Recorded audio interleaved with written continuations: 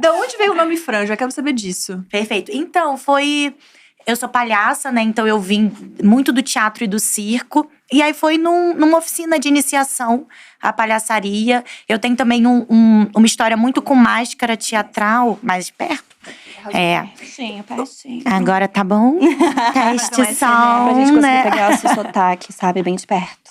Esse chiadinho. Mas eu vim do teatro e muito uma pesquisa de máscaras. Aí era Francisca primeiro. Acho que é aquela coisa da comédia dell'arte. Aí foi reduzindo até ficar Fran. Aí um nome, mas num lugar muito inconsciente e intuitivo, assim. Foi natural. De dar nome a essa figura do meu inconsciente mesmo. E eu achei sensacional porque é muito legal ver esse lugar de palhaçaria e de teatro dentro da internet, né? Que é um lugar que a gente não acessava antes, assim. Sim. O teatro e tanto o circo, inclusive, era uma coisa muito X, assim, né? Era num Uhum. lugar muito limitado, assim, de acesso. E agora você tá fazendo isso, tipo, pra internet, chegando em vários lugares diferentes. Eu acho isso muito sensacional. Eu pelejei um pouquinho, né, pra entender como. Eu comecei em 2017 a querer migrar, porque eu vi que, enfim, tava fazendo meu outro espetáculo ainda, não era o King Kong Fran, era o meu primeiro solo. E eu falei, cara, eu preciso ter o público mais perto, assim, pra chamar as pessoas pra irem pro teatro. E aí eu fazia um modelinho de esquetes ainda, de humor pra ali. E ficava assim, um público sempre muito fiel, mas não furava a bolha. Aí eu fui estudando a linguagem, até chegar, mais ou menos, foi ano passado, ano retrasado, que eu consegui entender qual era a linguagem que eu precisava colocar a Fran. Que aí eu mudei a peruca, aí botei a loura. Aí começou a chegar em novas massas. Isso, porque aí eu entendi, eu tava com a personalidade da Fran, que ainda é a mesma coisa que vem lá do circo, né? Essa coisa da transgressão, super forte. Mas a figura dela parece com qualquer pessoa que tá ali na internet, né? Eu não uso mais tanta maquiagem teatral, eu uso filtro. Então eu fui entendendo como o algoritmo me distribuía melhor. E aí foi isso. Aí cheguei a coisa dos 15 segundos, 30, caixinha de pergunta. Então eu meio que vou aí ainda estudando muito pra entender como ir furando essa bolha, mantendo a linguagem, mas nesse novo formato, sabe? É uma pesquisa bem constante, assim, que eu faço. Você tem muito tempo, né, já de carreira na palhaçaria. E a gente quer muito saber de onde que começou, na verdade, tudo isso, né? Eu percebo que você já tem toda uma desenvoltura. Essa espontaneidade esteve sempre aí com você desde criança. Então, sim, eu queria muito ser bailarina. Eu queria ser bailarina clássica mesmo, assim. Eu sempre fui muito disciplinada, uma coisa Pontinha do super… pé. Pontinha do pé, ficava lá me alongando, fazia dança, tudo.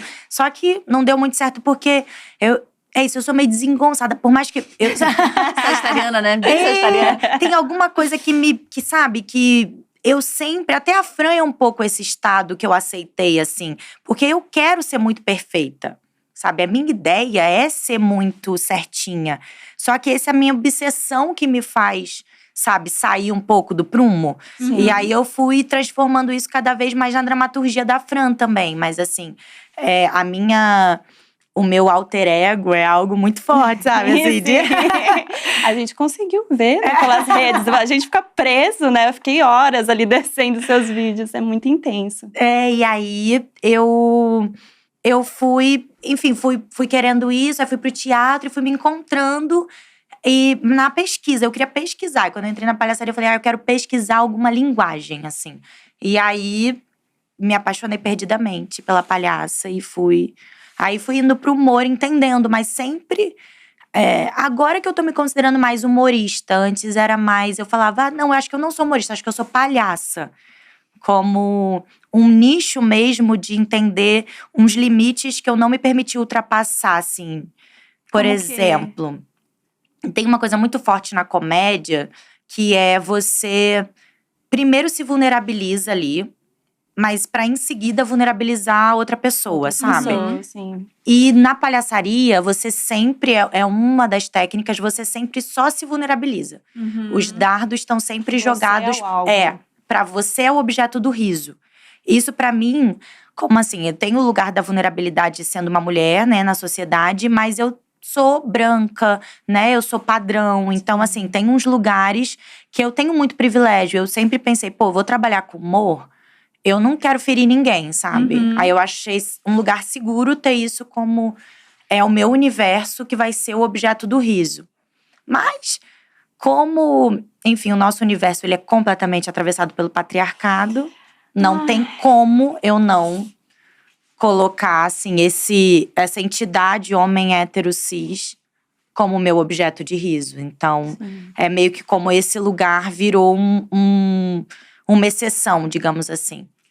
Eu acho que esse é o entendimento principal, assim. Que eu também tinha o mesmo BO quando eu comecei a estudar stand-up. Que eu ficava pensando, cara, tu sempre tem que trazer o outro pra esse teu lugar de rir também disso, né? E aí eu tava nesse mesmo desespero. Até que eu entendi que você pode rir de quem tá batendo até agora, né? Isso. Tipo, e inclusive é mais difícil você fazer rir de quem tá batendo, mas é mais Exatamente. legal. Pra mim é essa a função. Assim, porque… É o que te inspira. É total, porque assim, eu até falei disso há pouco tempo. Porque se você tá batendo em quem já apanha socialmente, é só apologia à violência. Sabe? Pra mim não tem nenhuma transgressão. É você usar de de uma inteligência que também… Né? É porque assim, o humor ele tem uma inteligência que não tá muito conectada a conhecimento, né? Tipo, eu digo uma inteligência de uma observação, de perceber, como que eu vou quebrar essa expectativa, né? Esse nível ali de inteligência. Que qualquer pessoa pode desenvolver. Mas eu acho que isso é muito dominado ainda por esses caras, que a gente sabe também que não são todos, né? São ali Não vamos generalizar. É o topo. Não, mas é porque isso vai aquela coisinha do privilégio, vai Sim, caindo, né? claro. Mas esses caras que representam, né, o topo da pirâmide. Sim, que é a essência do negócio. Né? Do patriarcado, aí você vê que é como se até o humor fosse comandado por essa lógica, que é uma lógica padrão. Então, se a gente for a fundo no que é humor, que é ser avesso a um padrão que já existe, esses caras nem estão fazendo humor, na real, né? Exatamente! Pois é, não é mesmo? É a discussão que a gente tava tendo antes da gente entrar ao vivo aqui. Que o humor, ele tem uma cara, né? Quando você pensa em, vamos pensar num humorista. Você pensa num cara cis, hétero, branco. E aquele cara fazendo piada de casamento. É porque minha mulher fez tal coisa. A Mulher acabou foda. agora. Porque a TPM, sabe? É esse tipo de humor. E aí, quando eu comecei a estudar stand-up, quando eu comecei a fazer o programa sobre stand-up, que eu trazia pessoas diferentes, e, sei lá, um cara trans fazendo comédia, minas pretas fazendo comédia, outras pessoas fazendo comédia, trazendo outros pontos de vista sobre coisas do cotidiano, que é o que dá graça às coisas, né? Todo mundo vê a mesma coisa, mas alguns comediantes veem de forma diferente aquilo que todo mundo vê. E aí as pessoas começaram nos comentários a falar, nossa, eu odiava stand-up. É óbvio que você odiava stand-up, porque você não se identificava com stand-up. Era de um lugar muito sem graça mesmo, pra quem tem outro tipo de realidade. E eu acho que mulheres estão fazendo um papel incrível, assim. Inclusive, era o que a gente tava falando antes. Que como mulher se dedica muito mais, né? A escrever textos bons e diferentes daquilo que estão sendo feitos, assim.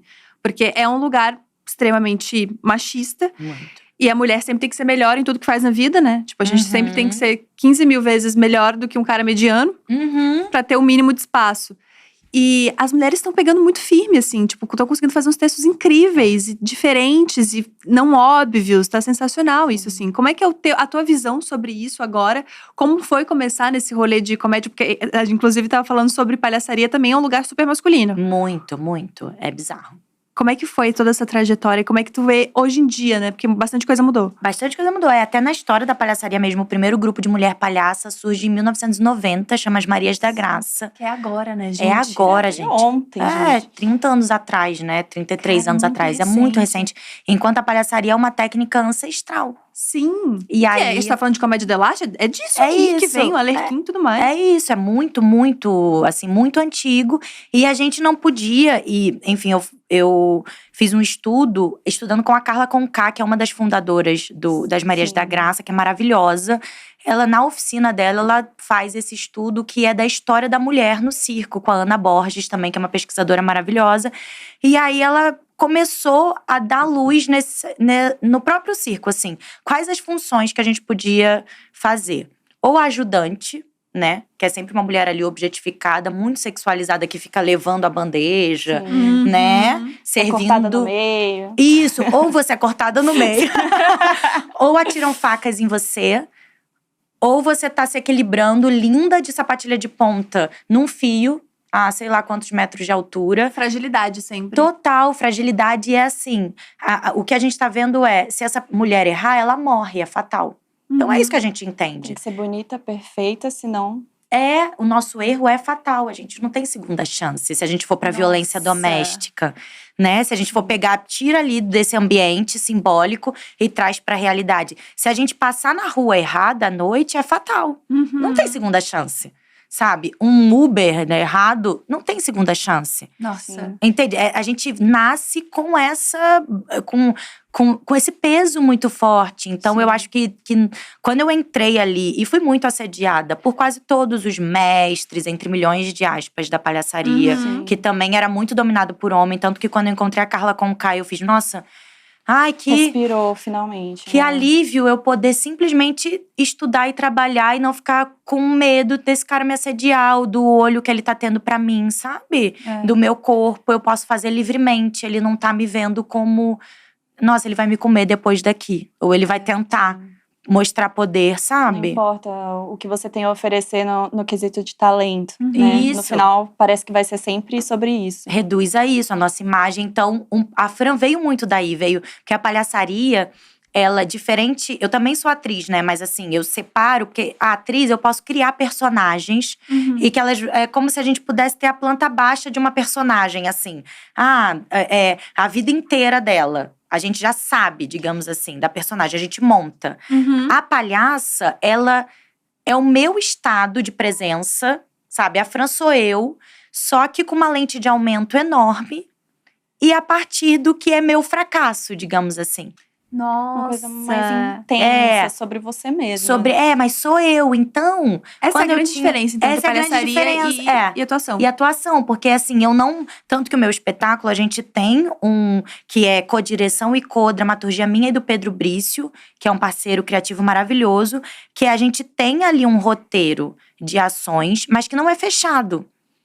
Porque muda conforme o dia, conforme o meu público, conforme até isso, uma conversa que eu tô tendo, uma notícia que Acaba sai. tendo uma adaptação ao momento. Vivo, é vivo demais, porque… E quando eu tinha a Fran, agora eu tô com 31, eu tinha uns 20 e pouquinho quando eu comecei, eu era uma outra mulher, sabe? Agora, e quando eu tiver 40, 50, 60, ela vai amadurecendo comigo a partir das minhas questões, sabe?